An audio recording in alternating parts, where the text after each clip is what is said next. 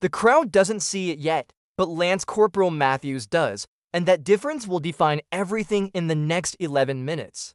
He's been standing at this post for 4 hours, boots polished to mirror finish, rifle at a perfect 45-degree angle against his shoulder. His eyes remain locked forward on the stone archway, never wavering, but his peripheral vision is sharp as a blade. Right now, that peripheral vision is screaming a warning his face will never reveal. The woman in the floral dress is moving closer, her phone raised, her smile wide with the confidence of someone who's never been told no. Her hand is rising toward the horse's bridle with casual certainty, and Matthews can read intention the way sailors read storm clouds. He doesn't move his head, doesn't shift his eyes, but inside his mind a protocol is activating at lightning speed. Because this is how it always starts, with a smile, with a phone, with the belief that ceremony is performance and performance invites participation. The tourists don't understand what they're looking at, and they never will, because their frame of reference is built on entertainment. What they see is theater, something between a museum and a show, worthy of photos but not respect. What Matthews lives is duty, 300 years of tradition condensed into this single moment of absolute stillness. The gap between those realities is about to close, and everyone will be uncomfortable with what happens next. The shift began at 0600 with inspection that would seem absurd to civilians, but is survival to the regiment. His sergeant examined every man with eyes that could detect a crooked button from 15 feet in fog. Uniform creases measured with rulers, brass checked for microscopic tarnish, sword edges tested with thumbnail pressure. Everything perfected, because in the household cavalry a loose button can end a career and a protocol breach damages 3 centuries of history. Matthews learned this on day 1 from a sergeant whose voice could strip paint at 20 paces. You are not a soldier here. You are a symbol, and symbols do not flinch, do not react, do not negotiate. So when the first tourist stepped too close, a man reeking of beer at 9 in the morning, Matthews did nothing. When the second tourist tapped the horse's flank while friends giggled and filmed, Matthews tightened the reins by 3 millimeters. The horse felt it, shifted weight, but didn't move because the horse too is trained to endure, to trust, to wait. By 1100 hours, Matthews had counted 47 violations, none crossing the threshold requiring intervention. But each one chipped away at the invisible wall separating ceremony from carnival. Each one normalized the idea that proximity requires no permission. Each violation whispered the same question: what happens when someone pushes further? The woman in the floral dress isn't alone, and that changes everything in ways protocol manuals never capture. 3 companions surround her, all holding phones, all laughing with the pitch that indicates performance rather than genuine joy. The man in cargo shorts is filming with both hands, clearly capturing video for maximum shareability. Go on, just touch it. I'm recording, he encourages with the confidence of someone who's never faced consequences. The woman giggles and steps forward, her hand hovering near the bridle now, close enough that the horse's ear flicks backward in warning. Matthews can hear their conversation, fragments carried on the London wind. So still, like he's not even real, probably just a statue, but he won't even move. They're not allowed to. His jaw tightens, not visibly, but enough that his teeth ache with the pressure of controlled restraint. Protocol is clear verbal warning, then reins maneuver, then dismount and removal if necessary. But protocol assumes rational people who understand that proximity to power requires respect. This woman doesn't understand, and her friends are turning her ignorance into entertainment, into a challenge against invisible authority. She reaches out now, fingers extended, and Matthews sees every possible outcome branching before him. If he shouts, she screams, and tomorrow's headlines show a frightened woman and a brutal guard. If he moves the horse, she might fall, claim injury, generate investigations that will consume weeks. If he does nothing, 50 watching tourists will see the boundary dissolve, and tomorrow they'll touch the saddle. Next week someone tries to mount the horse. Next month someone gets trampled because no one taught them where the line exists. His hand shifts on the reins, a micro-adjustment that communicates volumes to the 1,200-pound animal beneath him. The horse reads it instantly, head lifting sharp, nostrils flaring, preparing for whatever command might come. A low snort rumbles from its chest, the universal mammal warning that violence is 3 seconds away. The woman freezes but doesn't retreat, and incredibly, impossibly, she laughs with delight. Oh my god, it moved. Did you see? It actually moved. Her hand is now 6 inches from the bridle, then 5, then 4, and Matthews makes his decision with the finality of a vault door closing. His voice cuts through the courtyard like a saber through silk, sharp and absolutely undeniable. Stand back from the Queen's Guard. The crowd goes silent, not gradually but instantly, as if someone cut the audio cable to reality itself. The woman jerks her hand back, face cycling through surprise, embarrassment, defensive anger in 3 heartbeats. I wasn't doing anything. I was just, she begins, but even she hears how weak the protest sounds.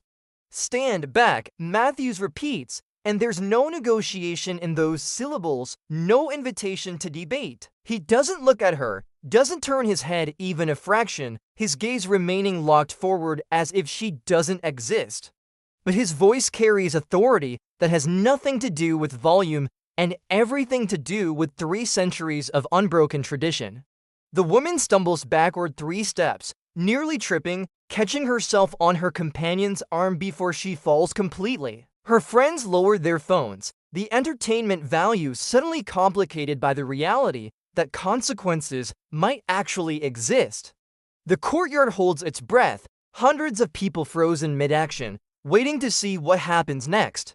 And then the man in cargo shorts speaks, because there's always someone who mistakes silence for weakness. Relax, maid. She was just trying to pet the horse. It's not that serious. Do not approach the horse. Matthews responds, each word spaced with parade ground precision. The man's face hardens, jaw setting, because he's committed now, because backing down means losing face on camera. We paid good money to be here. We have rights too, he argues, trying to frame duty as customer service. Matthews says nothing because explaining would legitimize the premise that these things are negotiable. Payment doesn't grant access, tourism doesn't erase protocol, and admission price doesn't include touching military equipment.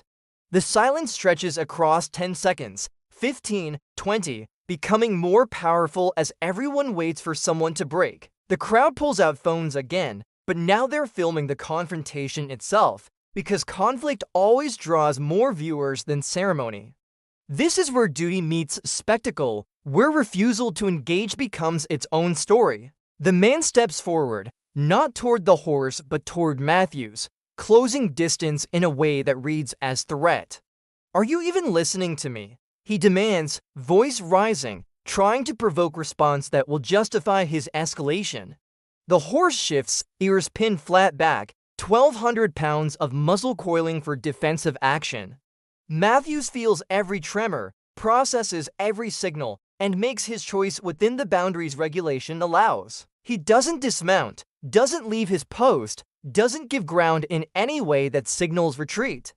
Instead, with a single precise adjustment of the reins, he commands the horse to take 1 step forward. Just 1 step, perhaps 30 inches of displacement, but in this context with this timing it transforms into undeniable statement. The man stumbles backward, feet tangling, arms windmilling for balance, nearly colliding with the woman before catching himself. His face drains white then floods red, the embarrassment of being checked without anyone touching him, too obvious to deny. In that moment, captured from 4 angles and destined for millions of views, the power dynamic shifts completely. Not through violence, not through loss of control, but through measured, absolute presence. The boundary has been enforced, and everyone watching now understands exactly where it stands. The man opens his mouth, but no words come, because there's nothing to say that won't make this worse. He's been corrected by discipline and a horse's single step, and that's a defeat that requires no commentary. The woman and her companions leave quickly, heads down, phones tucked away, moving with the gait of people who know they lost.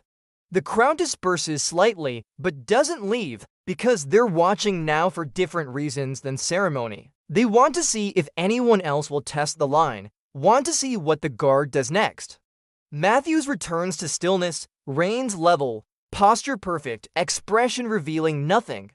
But his heart hammers behind the immaculate tunic because he knows what just happened. He enforced protocol exactly as required, protected the ceremony, used precisely the force the situation demanded. But he also became the story instead of remaining invisible, became the moment people will share and debate, and stories spread faster than physical movement, cascading across networks with algorithmic velocity. By 1400 hours the video is online, uploaded from for different angles by for different accounts. By 1600 hours it has 40,000 views, climbing exponentially as engagement triggers wider distribution. By 1800 hours, when his shift ends, it appears on 3 news sites with headlines that vary wildly in interpretation. Some supportive, Royal Guard protects his post against aggressive tourists. Some critical, tourist humiliated by overly aggressive soldier. Some neutral, viral moment sparks debate on royal protocol, but none understand what Matthews understands from inside the moment. The woman crossed the line from ignorance, not malice, but ignorance uncorrected becomes entitlement.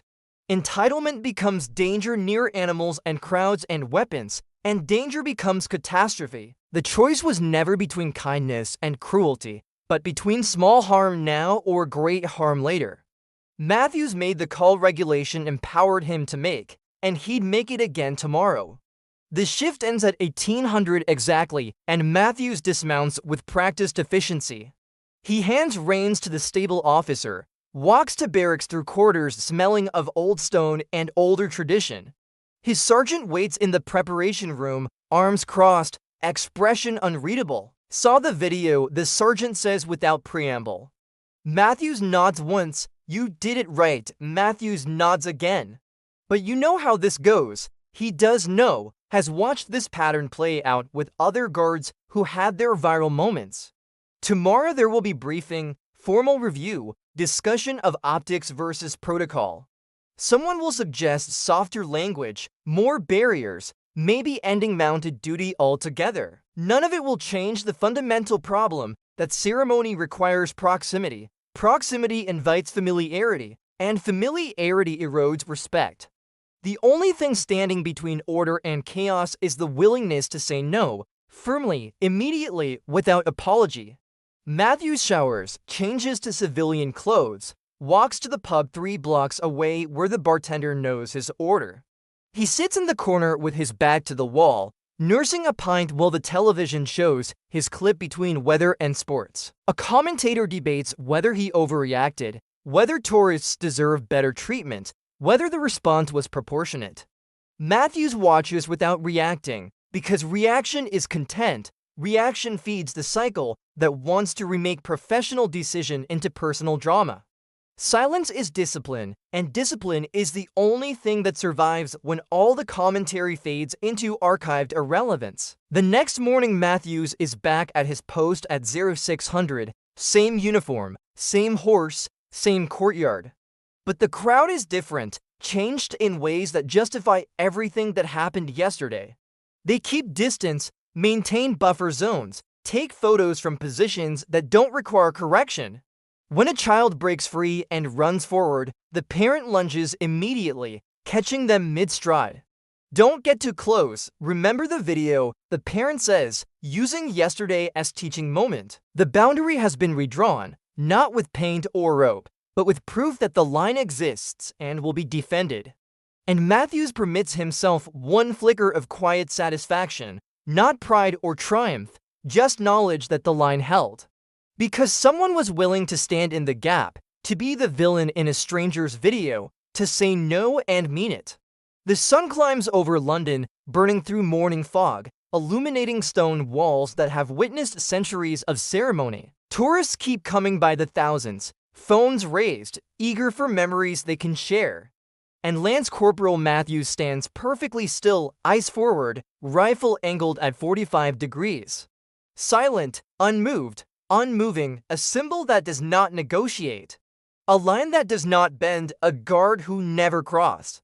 Because they tested him, and he answered with ice. The ceremony continues as it has for 300 years. Tourists flow past, some learning, never learning, recording moments forgotten. The guard remembers, memory is duty, every shift builds on last. The horse remembers, muscles carrying knowledge of boundary enforcements. Together they stand as proof some things remain sacred. Lines cannot be negotiated. The sun moves across sky, shadows shift, the guard moves when duty demands. This is the price of ceremony, the cost of maintaining something larger. Matthews knows this truth in his bones, knows it the way body breathes. Some will call him harsh, some necessary, some debate methods never read. The line held yesterday, holds today, will hold tomorrow because someone stands. That's all that matters, not opinions or views or headlines fading. What matters is the unbroken chain of duty stretching through centuries. One guard who understood symbols do not negotiate, boundaries require enforcement. Crowds keep coming, phones recording, guards keep standing. Occasionally someone tests the line, the guard responds with precision. Because that's the job, the duty, the price of order. Matthews stands until shift change, walks away, then returns. The cycle repeats, endless and necessary. The line holds because he holds it.